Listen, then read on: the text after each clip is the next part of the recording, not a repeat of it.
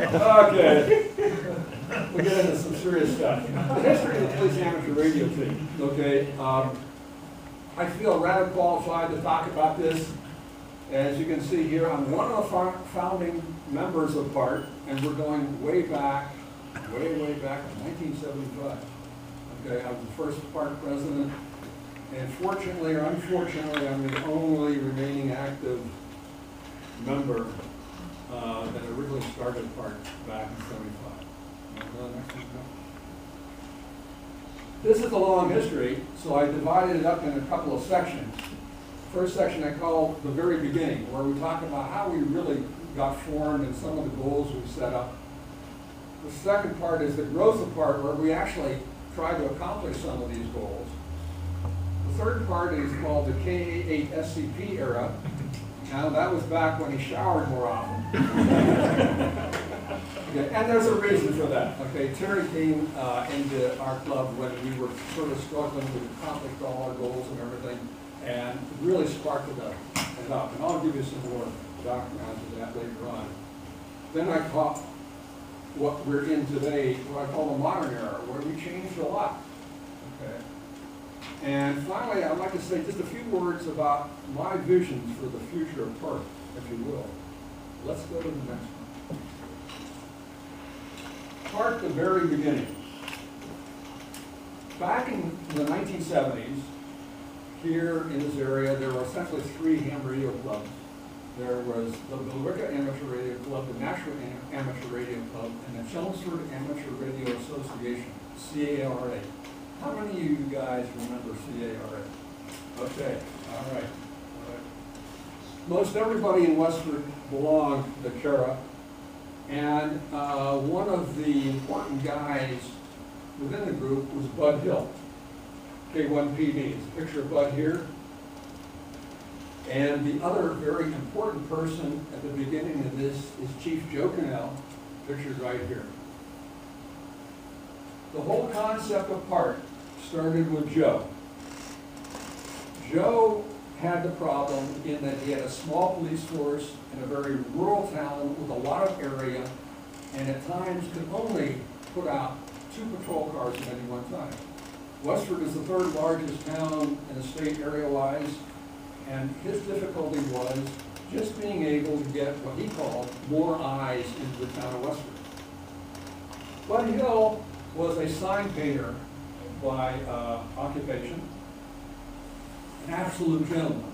And if any of you have ever met Bud and know Bud, there is not a finer guy around, and a fellow who I really learned to appreciate with working with him. But he was a ham. He started out in the CB and moved over to the ham area. And he and Joe would talk a lot, and he would show Joe the 2-meter equipment and show Joe what he had in the car and a walkie he had. Now back then, 2 meters, the walkie was this big, okay, and it was crystal controlled. So it wasn't as flexible as our equipment today.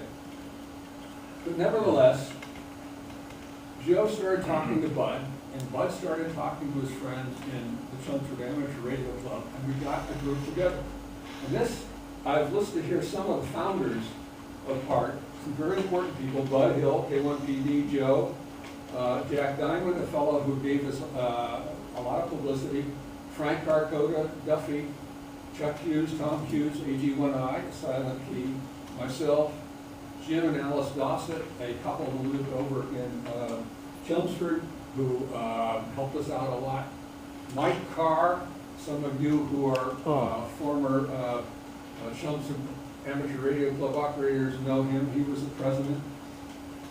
Bob Wallace, a lot of you knew Bob, W1HH, now Silent Key, and Bob Knowles. Our first formal meeting was December 3rd, 1975. And I remember it almost like it was yesterday. We were in the basement of Chief Cannell's house. And this is where we had these meetings. And they were long, involved meetings, and we were trying to figure out what to make out of PART. And we set up several goals. One is we wanted to have more members. 2 is we needed more publicity. 3 is we felt we needed a police station. Okay, something on 2 meters in the police station. And I forget what the fourth one was, but we had 4 goals back then. We also, no, not yet. We also chose the name. Okay, we stumbled around with names for this organization.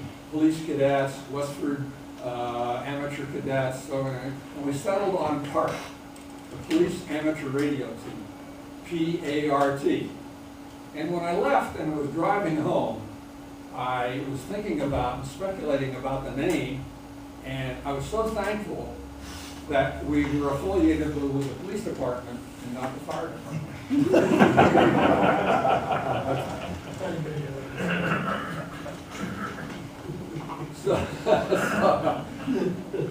So we had a lot of problems ahead of us.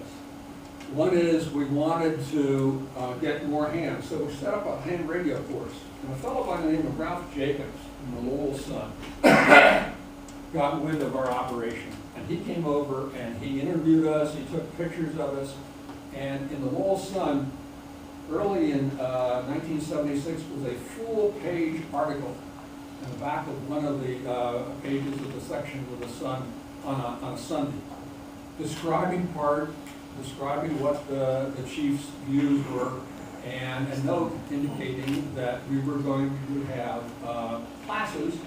It wasn't couched in classes, but that people could become police sort of radio type people. That drew a crowd of 100 people to our first ham radio course. Okay. We divided them up into 4 groups. I taught one of the groups, and 3 of the other guys taught the other.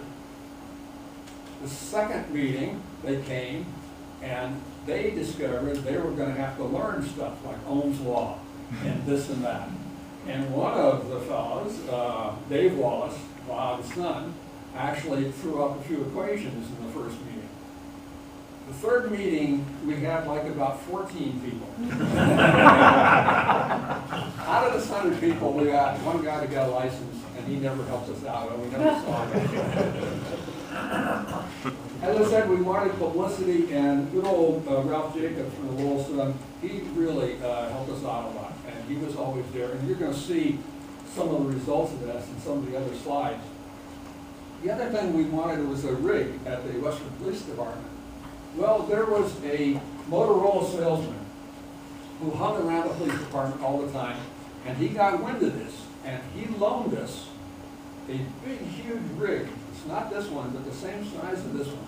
35 watts, commercial rig. He put crystals in for 146.52, the frequency we used all the time. And he loaned it to us. Okay. Well, the chief was trying to figure out how to purchase the thing because he didn't have any money for this sort of stuff. But he got wind of an offer from the Office of Public Safety, the Massachusetts Office of Public Safety, where they were buying CB rigs for police stations. Now this is back in the 70s.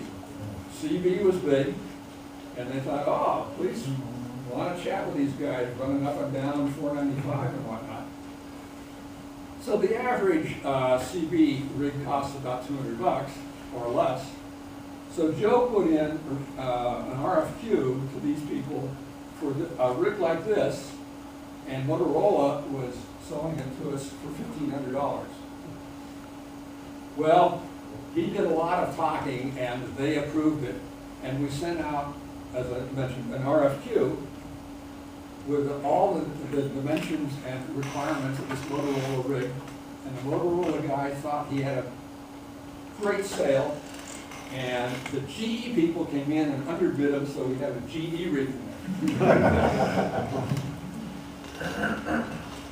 We had a rig in the station. Joe has a remote in his office. And that's how, partially anyway, in the beginning, that's how we monitored 146.52. We wanted a special call sign. Joe was adamant. If you know Chief Goodell, okay, he is a true police chief. And when he gets something in his mind he wants, there's no stopping it. He wanted the call sign W1WPD. So he petitioned the FCC. The FCC says, ha, back then, we weren't assigning special call signs or anything like that. So Joe didn't let that stop him. He went to our two senators, Brooks, and I think Kennedy was a senator then, I'm not quite sure. He was. Okay. And he leaned on them, and they went and leaned on the FCC, and the FCC said, nothing doing. I wrote to Tip O'Neill once, the only time I ever did, and I laid out the whole thing. I said, we really need this call sign. Tip went to the FCC and said, forget it, Bo, you don't have enough pull. And we got instead WB1GOF, the call sign we use today. Some of you remember these signs out on 495. Yeah, how many of you remember these signs out? Okay, all right, good. Good. There's a long story here, and I'm going to try to make it brief because I have an awful lot to cover. Oh, I had this. Oh, that's where in my it is. garage. Oh, geez, that's where it is. Okay. And I think nobody's seen that. Hold it But up. I see it in the picture. That's We haven't seen that since Abbott Field. Yeah. It got wet once This in the looks rain. like it's bought. This is. Yeah, I remember that, Green. Okay, I Is didn't know what it was. Is that a picture of your car, Hugh? That's one of the small ones, right? No. Okay, I'll tell you the story of this in a minute, okay? We petitioned the State Department of Public Works to put 4 signs out on 495. Like this. They said there's all sorts of federal government restrictions on these signs, and you can't do it because nobody else has ever done it. Well, the chief, who seemed to have a lot of pull in the state, leaned on him. So they sent Bud Hill, who is the guy who's going to design this thing, a pile of restrictions about this high on signs on interstate highways. Okay? So a whole year passed and nothing happened. So the chief leaned on him again, and they said, well, you guys have to pay for the signs. These signs are pretty high. These are like 8, 10 feet high. Okay, they're big signs. And they said, 4 signs, $2,000. The chief raised $2,000 like overnight and bounced back. Nothing happened. So the chief went right to the governor, who was then Governor King. Is it Ed King? Ed King. Well, the governor, who knew Joe personally, which always amazes me, put pressure on the State Department of Public Works. And they immediately sprung to action, took a sign here that was designed by Bud. This is the prototype for those signs. Okay, this has never been up on the highway. And erected 4 signs overnight and never charged us a dime. So we took that extra money and we bought other signs, and we had 10 other signs at the ends of every road in and out of Westford.